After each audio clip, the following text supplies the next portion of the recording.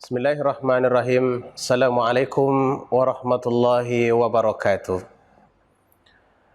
Alhamdulillahirabbil alamin. Wassalatu wassalamu ala asyrafil anbiya'i wal mursalin sayyidina wa maulana Muhammad wa ala alihi wa sahbihi ajma'in. Puji syukur kita sampaikan kepada Allah Subhanahu wa taala atas limpahan rahmat dan nikmatnya hingga kita sampai pada bulan suci, yaitu bulan Ramadan tahun ini. Semoga berkah Allah Subhanahu wa taala selalu tercurah kepada kita hingga kita dapat mengisi bulan suci ini dengan amal saleh. Saudaraku yang dimuliakan Allah Subhanahu wa taala, seorang sahabat bernama Amir bin Rabi'ah. Beliau menceritakan tentang satu kejadian di mana ketika mereka bersama Rasulullah sallallahu alaihi wasallam dalam sebuah perjalanan, dan ketika itu malam cukup gelap, maka mereka melaksanakan salat ke arah mana saja yang mereka bisa.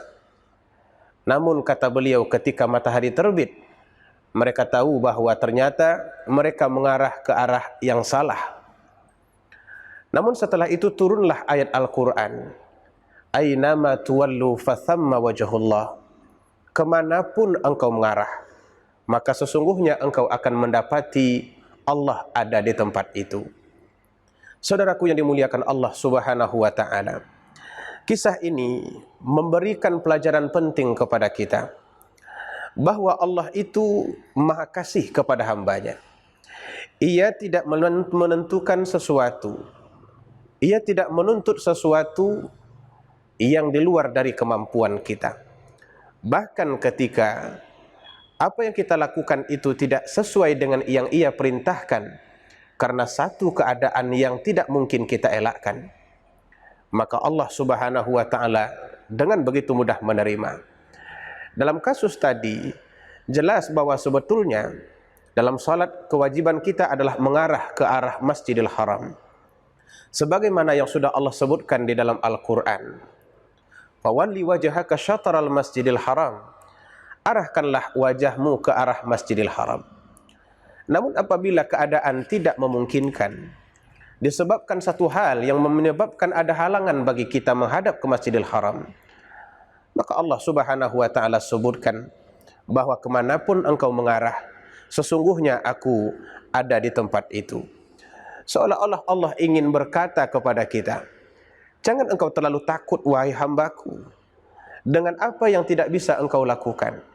Aku tidak sesempit yang engkau duga, dan aku tidak sesulit yang engkau pikirkan. Apabila engkau susah dalam melaksanakan satu perbuatan amal, maka laksanakanlah sesuai dengan kemampuanmu, karena sesungguhnya Allah Subhanahu wa taala akan tetap memberikan penilaian kepadamu. Saudaraku yang dimuliakan Allah Subhanahu wa taala, artinya Allah tidak berpaling dari seorang hamba yang melaksanakan satu amalan yang tidak sesuai dengan konsep karena ia tidak bisa melakukannya. Bahkan ketika seorang hamba itu dikatakan berhalangan dan tidak mungkin melaksanakan sesuatu itu sesuai dengan yang dituntut oleh Allah Subhanahu wa taala, namun ia juga tetap melakukannya, maka disinilah Allah Subhanahu wa taala memberikan kelapangan. Allah memberikan surprise, memberikan semua yang kita inginkan, agar amal ibadah itu dapat diterima oleh Allah Subhanahu wa taala. Bahkan di dalam Al-Quran Allah menyampaikan, Kul kullu ya'mal ala syakilatihi. Katakanlah, setiap orang itu dapat beramal dan bisa berbuat sesuai dengan kondisinya.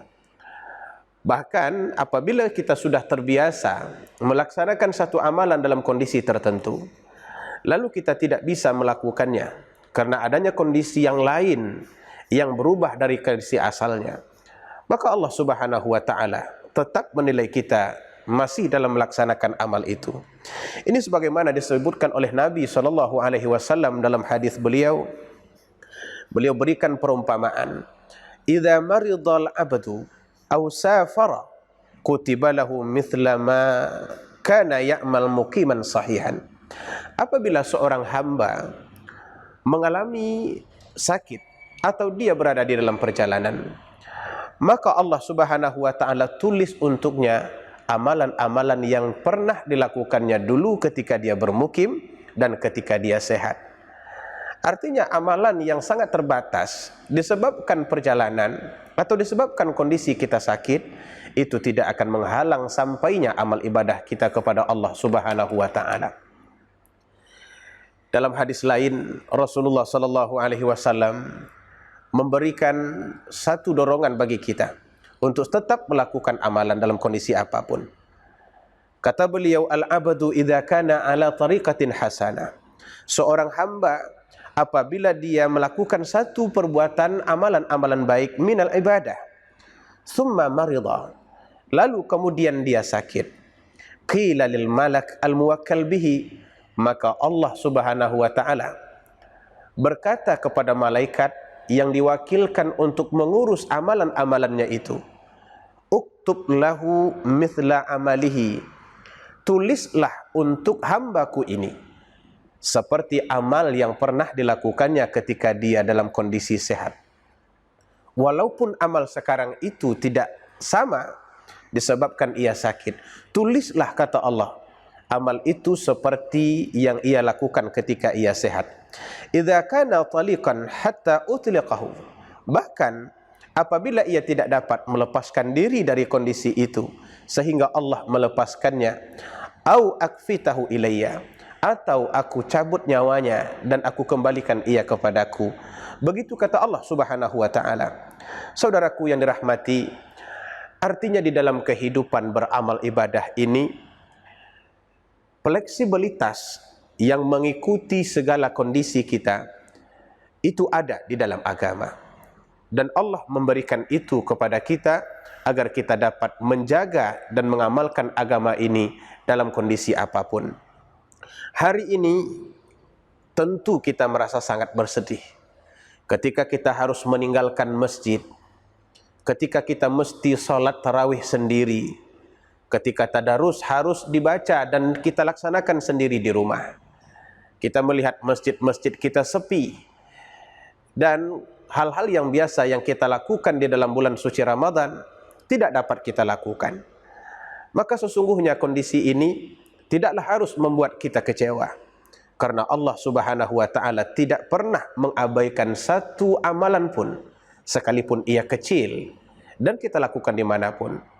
Bukankah Allah Ta'ala berkata dalam Al-Quran, faman ya'mal mithqala dzarratin khairan yara, siapa yang melakukan perbuatan baik walaupun kecil, Allah akan menilainya. Maka apabila kondisi kita hari ini tidak memungkinkan kita beramal saleh, berjamaah di masjid sebagaimana biasa kita lakukan di tahun-tahun sebelumnya, maka beramal ibadahlah di rumah. Bacalah Al-Quran sebagaimana kita membacanya di tahun-tahun sebelumnya, karena Allah Subhanahu wa taala Maha mengetahui tentang diri kita dan juga Maha mengetahui tentang kondisi kita.